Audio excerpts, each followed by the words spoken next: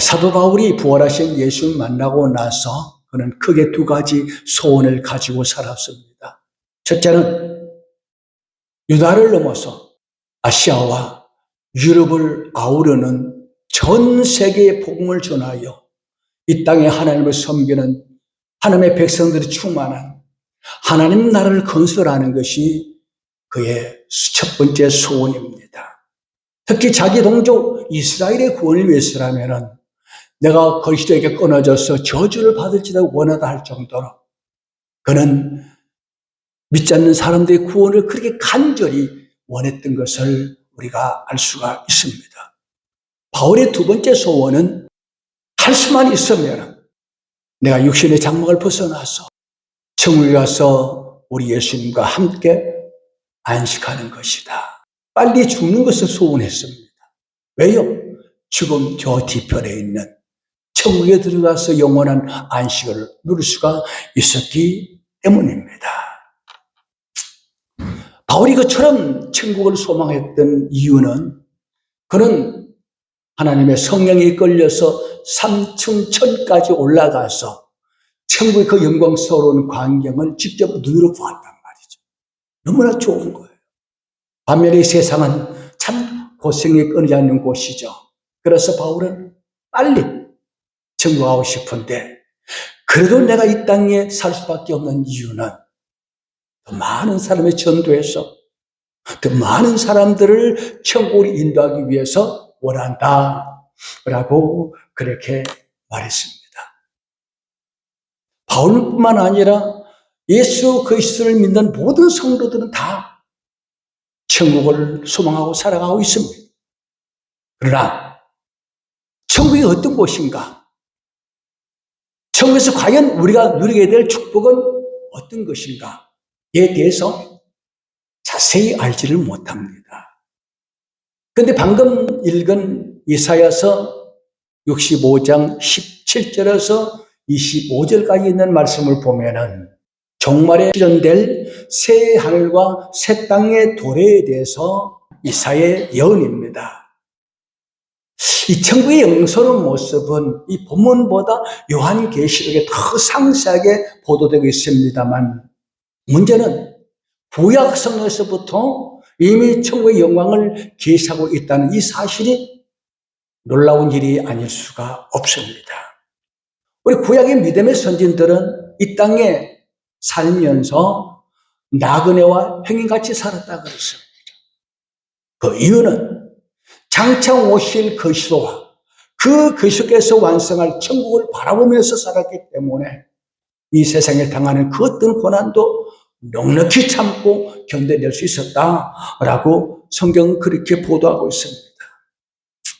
한편 오늘 본문을 통해서 우리는 하나님께서 장차 우리 성도들이 누릴 축복을 어떻게 묘사하고 있는가를 함께 살펴보면서 막연하게 소망했던 천국에 있어서 구체적인 확신을 가지고 또 함께 이 천국에 대한 소망을 갖게 되기를 바라면서 오늘 말씀을 전하려고 합니다. 천국은 어떤 것입니까? 첫째는 이전 것이 기억되지 않을 만큼 새롭고 완전한 곳입니다. 17절을 보시기 바랍니다. 보라, 내가 새 하늘과 새 땅을 창조하나니 이전 것은 기억되거나 마음에 생각나지 아니할 것이라 했습니다. 이것은 장차 우리가 들어가서 영원히 살 수 있는 이 새 하늘과 새 땅은 지금 우리가 살고 있는 현 세상과 비교할 수 없을 만큼 전혀 새로운 것입니다. 너무나 영광스러운 것입니다. 그것에는 더 이상 불법이 없습니다. 인간의 죄로 어질어질 그런 것도 아닙니다. 완전히 회복된 새로운 세계입니다. 그러므로 하나님은 그러한 낙원을 현 세상과 구별해서 뭐라고 말하죠? 새 하늘과 새 땅이라 그렇습니다. 이 새 하늘과 새 땅이라는 말은 이 세상과 완전히 구별된다는 것을 말씀하고 있습니다. 그러므로 하나님께서 당신의 구원받은 백성들을 위하여 예비하신 낙원은 우리 인간이 이 세상에서 당해야 하는 고통이 없습니다. 오직 기쁨과 만족과 안식과 영원한 평화가 있는 곳이라고 오늘 본문은 소개하고 있습니다. 자, 그러면은 우리가 영원히 살 수 있는 이 새하늘과 새 땅은 어떤 과정을 통해서 도래할 수 있습니까?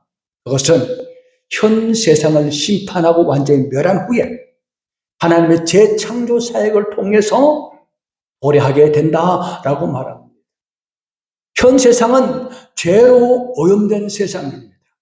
그래서 현 세상은 아무리 인간이 개조하고 또 노력한다 할지라도 인간의 타락으로 부패해진 그 본질은 바뀔 수가 없는 거예요. 때문에 이 현 상태로는 낙원이 이루어지기는 불가능합니다. 근데 이 신천지와 여호와의 정인 같은 이단자들은 자신들이 가르치는 교리를 믿고 따르는 14만 4천의 수가 참여한 현 세상에서 그들은 죽지 않고 영원히 불사영생한다라고 그렇게 말하고 있습니다. 그러나 세상은 더 날이 갈수록 더 악해집니다. 그러니까 이 세상에서 환경도 바뀌지 않습니다. 그러니까 이 세상은 결코 낙원이 될 수 없다는 것을 우리에게 말해주고 있습니다. 그렇습니다. 죄로 부패한 이 세상은 죄와 사망이 없어지지 않았기 때문에 영원히 살 수가 없어요. 그러므로 예수 그리스도의 피로 구속을 받은 성도들이 주님과 함께 영생하는 새하늘과 새 땅이 도래하기 전에 현 세상을 심판하고 완전히 멸하는 것은 필연적입니다. 그러므로 우리 성도들은 주님이 오셔서 이 세상을 심판하신다는 이 종말에 대한 심판에 대해서 두려워할 필요가 없는, 오히려 주님이 오시면 이 부패한 세상을 다 멸하고 우리 위해서 예비하신 새하늘과 새 땅을 우리에게 주셔서 그것에 영원히 살 새로운 역사가 시작된다는 이 소망 가운데 오히려 기뻐하면서 주님이 재림하셔서 이 세상을 심판할 그날을 사모해야 될 줄로 믿습니다. 두 번째, 그곳에는 우리의 기쁨과 하나님의 기쁨이 충만한 곳이에요. 우리만 기뻐하는 것이 아니라 하나님이 우리 때문에 기뻐하신다 그랬어요. 18절을 보시기 바랍니다. 너희는 내가 창조하는 것으로 말미암아 영원히 기뻐하며 즐거워할지니라. 보라, 내가 예루살렘을 즐거운 성으로 창조하며 그 백성을 기쁨으로 삼는다. 내가 창조한다는 이 말은 새 하늘과 새 땅, 재창조를 말합니다. 그곳에는 우리 하나님이 창조하신 그 영광스러운 새 하늘과 새 땅에서 크게 기뻐하며 하나님 또 우리로 인하여 기뻐하신다라고 그렇게 말씀해 주고 있습니다. 먼저 우리가 천국 가서 우리 위해 예배해 놓으신 그 영광스러운 모습을 보고 너무너무 기쁜 거예요. 세상의 그 모든 고난을 다 잊어버릴 정도로 너무나 기뻐요. 그런데 우리만 기쁜 것이 아니고 이렇게 기뻐하는 우리를 보시는 하나님이 더 기뻐하신대요. 왜 그럴까요? 하나님은 우리를 너무너무 사랑하시기 때문에. 사랑하는 자식들이 기뻐하는 것을 보는 부모가 기쁜 것처럼 하나님도 우리가 기뻐하는 것을 볼 때 하나님은 더 기뻐하신다. 그렇게 말씀해 주고 있습니다. 부모는 자기 자식을 기뻐하고 사랑합니다. 자기를 닮은 자식을 보는 부모의 마음이 얼마나 기쁩니까? 얼마나 즐겁습니까? 그래서 부모는 자식을 위해서 해줄 수 있는 한 다 해주고 싶습니다. 아깝지가 않습니다. 그런데 부모는 자식을 위해서 아깝지 않게 다 해주고 싶은데 자식은 부모를 그렇게 생각하지 않습니다. 아버지는 자식의 힘을 위해서 일하고 희생합니다. 하나님도 마찬가지예요. 우리의 기쁨을 위해서 다 주었습니다. 독생자 예수를 주셨고 그 아들과 함께 가장 좋은 은사들을 우리에게 베풀어 주셨습니다. 그 희생으로 새로 거듭난 성도를 바라볼 때 주님은 얼마나 기뻐하십니까?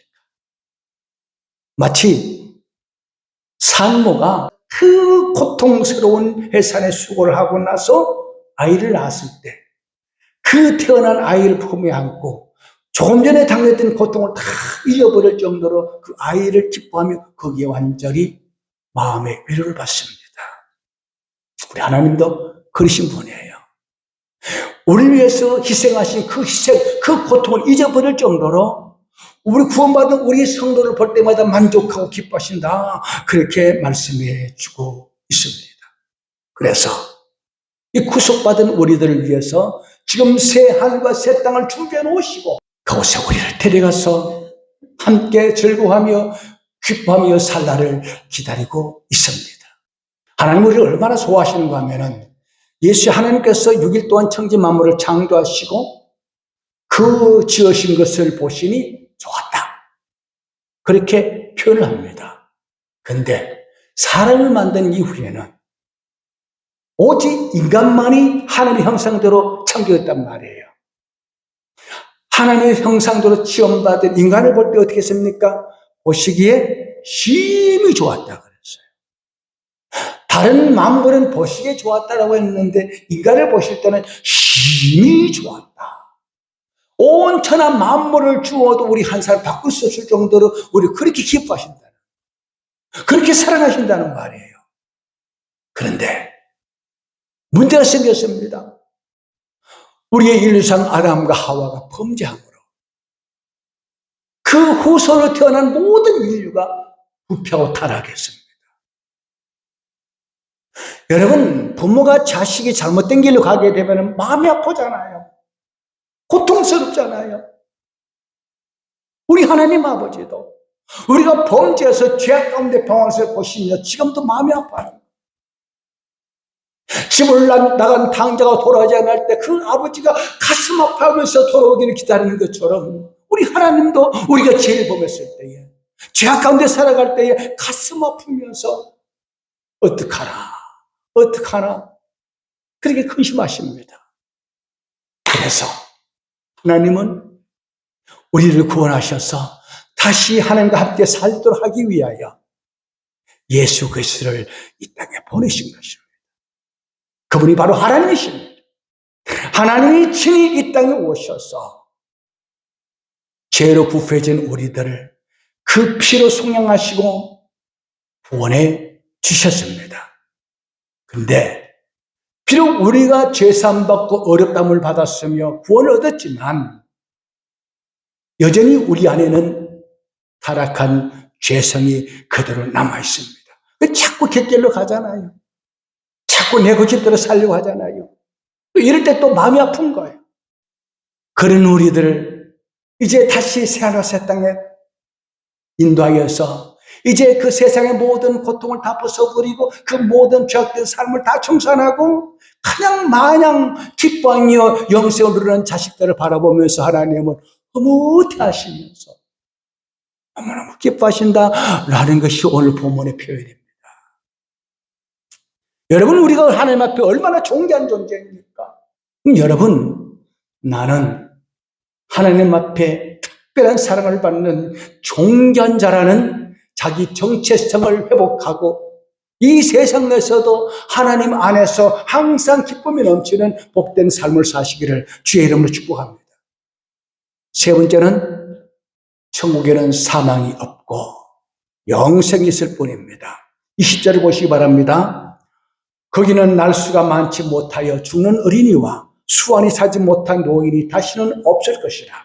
백세에 죽는 자를 젊은이라 하겠고 백세가 못되어 죽는 자는 저주받은 자이리라. 자, 여기 보면은 새 하늘과 새 땅의 특징에 대해서 말씀하고 있는데 이 말씀을 문자대로 그대로 해석한다면은 천국에도 사망과 고통이 있구나라고 그렇게 생각할 수가 있습니다. 하지만 본절에서 말하는 새 하늘과 새 땅에서도 죽음이 있다는 말은 결코 아닙니다. 새 하늘과 새 땅에는 뭐가 없죠? 사망이 없습니다. 왜? 죄의 사망의 삭신 죄가 제거되었기 때문이에요. 죄 없는 곳에는 죽음이 없습니다. 그 본절의 새 하늘과 새 땅의 인간의 수명을 최저 한계를 100세로 말씀하고 있습니다. 여기서 말하는 100이라는 숫자는 완전수입니다. 그러니까 영원히 산다 하는 그런 의미를 가지고 있어요. 그러므로 100세가 못 되어 죽는 자는 저주받은 자라 하는 것은 새 하늘과 새 땅은 그런 저주받은 사람이 없다는 거예요. 사망의 권세 얽매인 자가 없다는 말입니다. 여러분이 이 세상에서 사망에 이르게 된 이유가 뭡니까? 우리가 사망에 이르게 된 것은 죄 때문이에요. 죄가 들어오기 전에는 세상은 사망이라는 것이 없었습니다.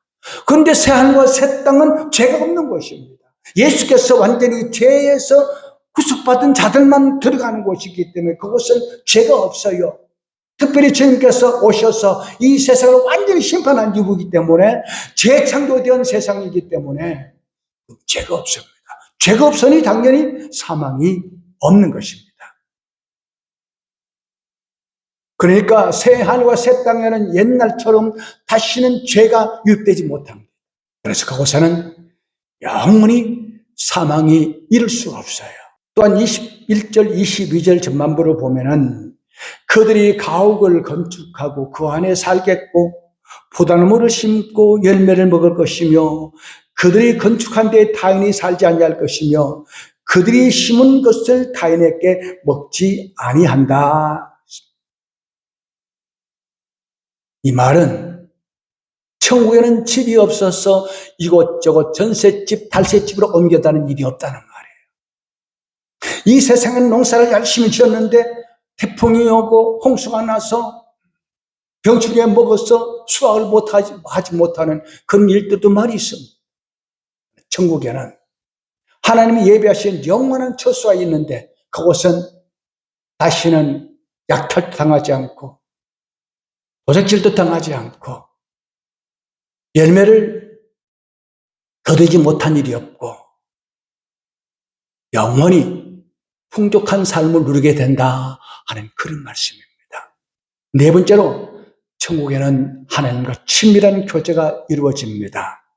24절에 보면 그들이 부르기 전에 내가 응답하겠고 그들이 말을 마치기 전에 내가 들을 것이라 했습니다. 한마디로 말해서 하나님 나라에서는 하나님과 그 백성들 간의 의사소통이 전혀 장애가 없다 하는 그런 말입니다. 인간이 타락하기 전에 아담과 하와가 에덴 동산을 살았을 때는 하나님 인간 사이의 소통이 어떤 장벽도 없었습니다. 언제든지 아버지 하면 아버지께서 나 여기 있다 나타나셨습니다. 하지만 인간의 타락은 하나님과 인간 사이에 커다란 장벽이 놓이게 되었습니다. 그래야 인간은 하나님께로 나가서 교제할 수도 없었고 하나님을 알 수도 없게 되었습니다. 하나님을 교제한다는 것은 전혀 불가능한 거래요. 그런 상황에서 하나님은 오직 만민 중에서 당신의 백성으로 택한 이스라엘 백성들에게만 당신을 계시했고 그들과는 의사소통이 가능하게 했었습니다.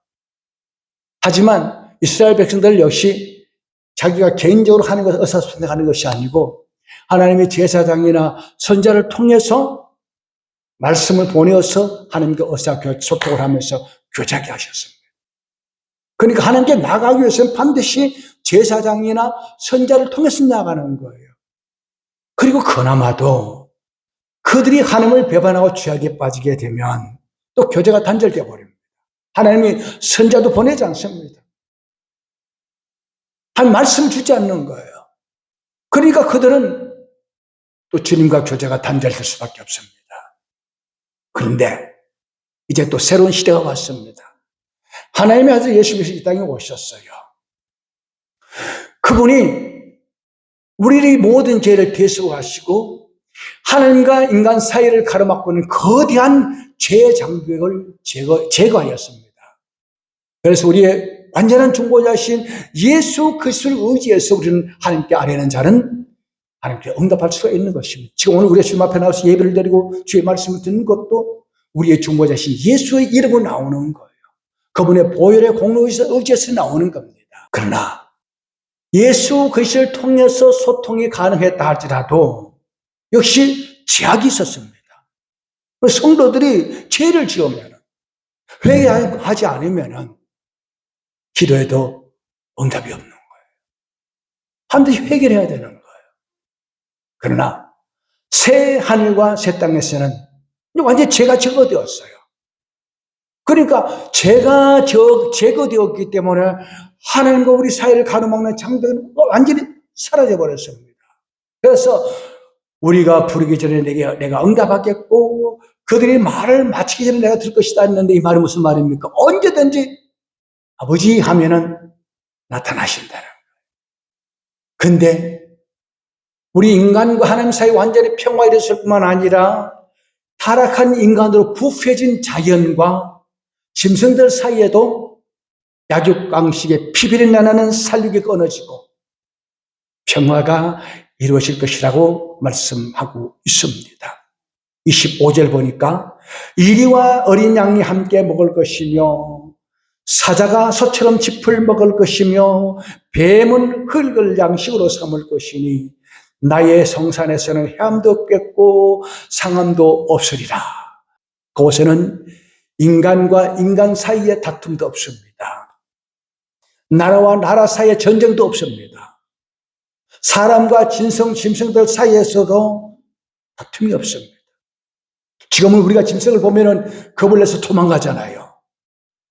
바퀴벌레도 겁이 나서 도망가는데, 근데 그때는 어린아이가 뱀 구멍에 손을 넣고 사자와 함께 기뻐뛰며 소들이 이제는 약육강식을 버리고 서로 친구처럼 오래 사는 그런 시대가 새 하늘과 새 땅에서 이루어진다. 영원한 평화가 이루어진다라고 그렇게 말씀해 주고 있습니다. 근데 이곳에 누가 들어갑니까? 이곳에 들어갈 수 있는 자격이 누구에게 부여됩니까? 바로 예수 그리스도를 믿는 우리 성도들입니다. 우리가 저 영광스러운 천국에 들어갈 수 있는 것은 우리는 이미 믿음 안에서 죄사함을 받았기 때문에, 그리스도와 함께 죄와 사망의 권세를 이겼기 때문에 우리는 죽음이 없는 천국에서 영원히 복을 누릴 수가 있게 됩니다. 여러분, 우리 주님께서 우리에 생하신 가장 크고 위대한 일이 뭡니까? 그것은 주님께서 우리 죄를 대신 지시고 대신 형벌 받으신 것입니다. 그로 인하여 우리가 죄사함 받고 하나님 나라를 상속받게 되었습니다. 주께서 십자가에 죽으실 때 우리 죄된 옛사람과 함께 죽었고, 주님이 부활하실 때도 우리가 다시 살리심을 받았습니다. 우리가 함께 부활했습니다. 우리가 예수를 믿음으로 거듭나는 것을 가리켜서 성경은 첫째 부활에 참여한 것이다 라고 말하고 있습니다. 그리고 요한계시록 20장 6절에 보니까 이미 천국에 들어가 있는 성도들을 첫째 부활에 참여한 자들이며 주께서 재림하셔 심판하시기 전까지 1000년 동안 왕노릇 할 것이다, 그렇게 말씀하고 있습니다. 그 천국에 있는 성도들이 첫째 부활에 참여한 자라는 말은 무슨 말입니까? 거듭난 사람만 천국에 들어갈 수 있다는 말이에요. 1000년 동안 왕노릇 한다는 말은 세대주의자들처럼 주님이 두 번 재림하시고 첫 번째 재림할 때 부활한 성도들이 이 땅에서 1000년 동안 왕노릇 하다가 1000년이 차면 다시 적그리스도가 일어납니다. 교회를 핍박합니다. 하나님 나라가 영원한데 1000년 동안의 평화가 있다가 또 마귀가 사람 나라 죽는다는 것은 그것은 잘못된 논리죠. 여기서 1000년이라는 숫자는 예수님의 초림과 재림 사이의 기간을 상징적으로 나타낸 숫자입니다. 그리고 요한계시록 20장 6절에 보니까 그리스도의 믿음을 거듭난 자, 곧 사망 것에 이거 첫째 부활에 참여한다더니 복이 있다라고 했습니다. 오늘 본문 22절에 보시기 바랍니다. 우리를 가르쳐서 말합니까? 여호와의 복된 자들이라.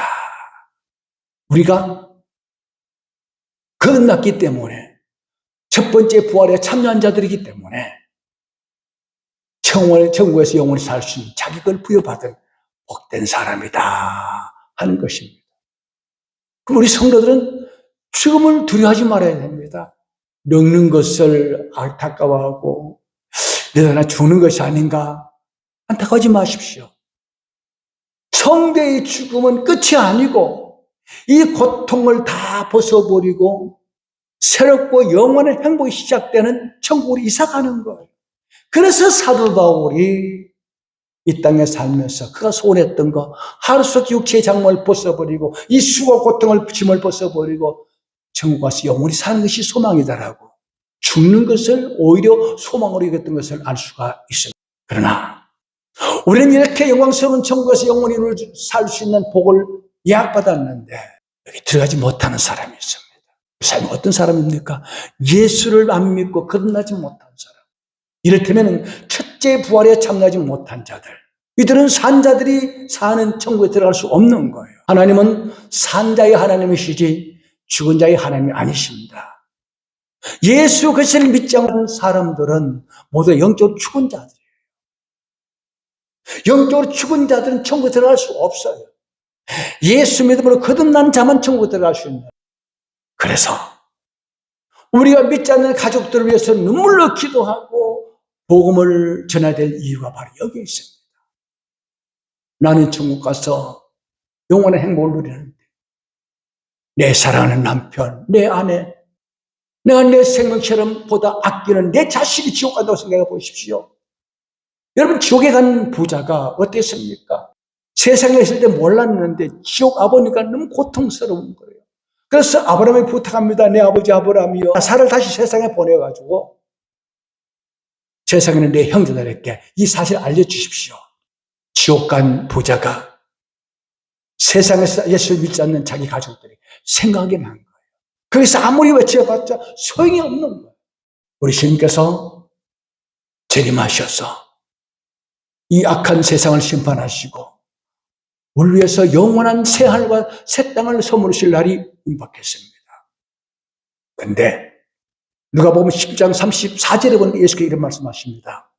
밤에 둘이 한 자리에 누워있으며 부부가 함께 자리에 누워있는데 짊어지면 하나는 데려감을 얻고 하나는 버려둠을 향할 것이요, 두 여자가 함께 맷돌을 갈고 있는데 하나는 데려감을 당하고 하나는 버려둠을 당할 것이라. 예수 믿고 거듭난 사람은 데려감을 당하고 예수 믿고 거듭나지 못한 사람은 버려둠을 당한다. 어디에? 지옥불에.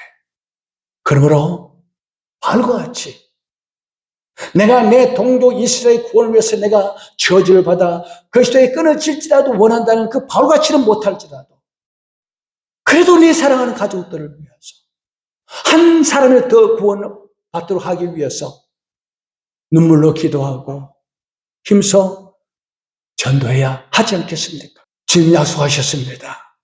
울며 씨를 뿌리는 자는 정령 기쁨으로 그 단을 가지고 돌아오리라.